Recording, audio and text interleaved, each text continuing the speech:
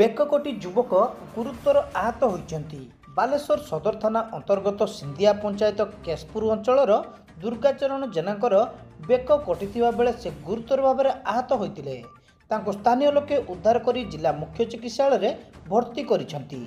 मिलिथिबा सूचना अनुसार दुर्गाचरण अपराह्न समय गाँ पड़िया रे बसिथिले, हेले किछि समय पर से अचेत होई पड़िथिले। तांको बेकरे गभीर क्षत सृष्टि होइतिबा देखिबाकू मिलिथिला। रक्त जोडुबुडु अवस्था रे ग्रामवासी तांको उद्धार करी मुख्य चिकित्सालय रे भर्ती करिथिले।